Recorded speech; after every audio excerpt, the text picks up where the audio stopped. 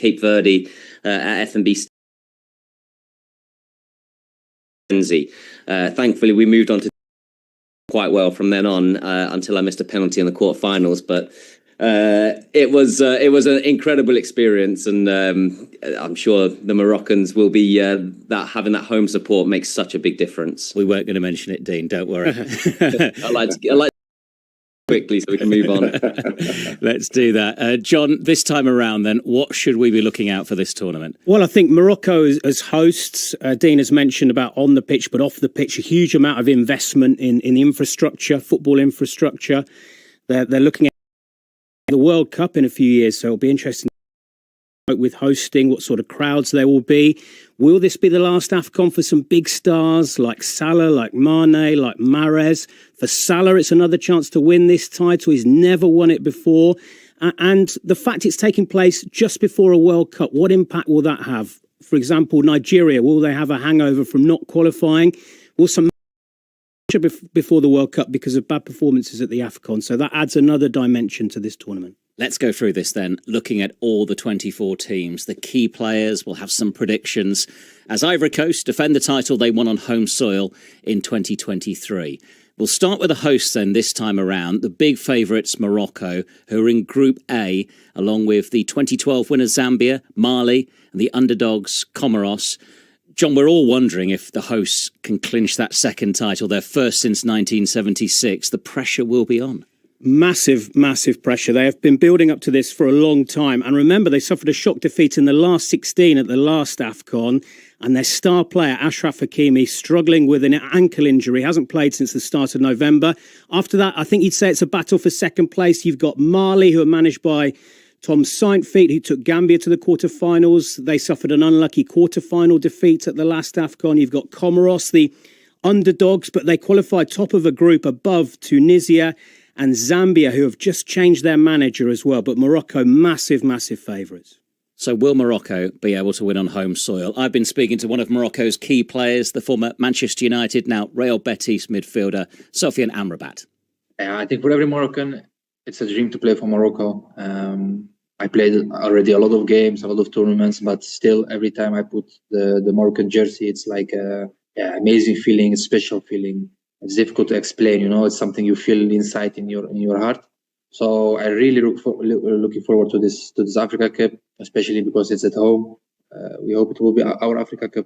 Yes, it's been a long time, 50 years now since Morocco won 76. But with your performance, do you feel like you're the best team in Africa right now? I don't like to speak too much. I think we have to speak in the pitch. But yeah, if you look to the recent results, what we did the last years, I think at the moment, also if you look to the FIFA World ranking, we are the highest team, we are the best team at the moment.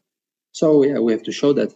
I played many Africa Cups, it's so difficult competition. You can win from everybody, you can lose from everybody. So we have to be very good. Of course, you need also a bit luck. But if you want to win this tournament, you have to be top. How much an advantage do you think it will be, though, for the team to be playing at home, to have that great support that you have? Or will it come with some pressures and expectations on your show? I think it will be advantage for Morocco because we have amazing stadium. The weather will be good. It's not very hot at the moment in Morocco, and it's also in December. It will be even maybe a bit cold. So it's very different circumstances than we used to normally when you have Africa Cup. Because the last two in Cameroon and Ivory Coast, it was like 30 degrees when we played the games. So that's, I think, for everybody advantage. But of course, the tickets were sold out in 1 hour, in 2 hours. So we have to try to create an atmosphere like we had in Qatar. I always say, and I believe in Africa, the most important is that you play with your heart. I always say the team who wants the most win this tournament. And I think with the fans behind us, they can push us a lot.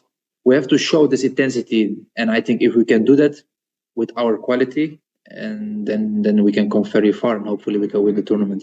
Sofiane, what would it mean to you to win the Cup of Nations then for Morocco? When you ask me this, I get goosebumps. I remember that after the World Cup, I think everybody saw this in this. We reached the semi-final. How happy the people were. I think if we win the Africa Cup, it's gonna be crazy, and people never gonna forget this. And People love us a lot, but I think if you win this, they will never forget you. And it's so hard to win the Africa Cup. So now is our moment, and I believe we have to do it now, especially at home. And yeah, I can't wait, and I dream about this moment.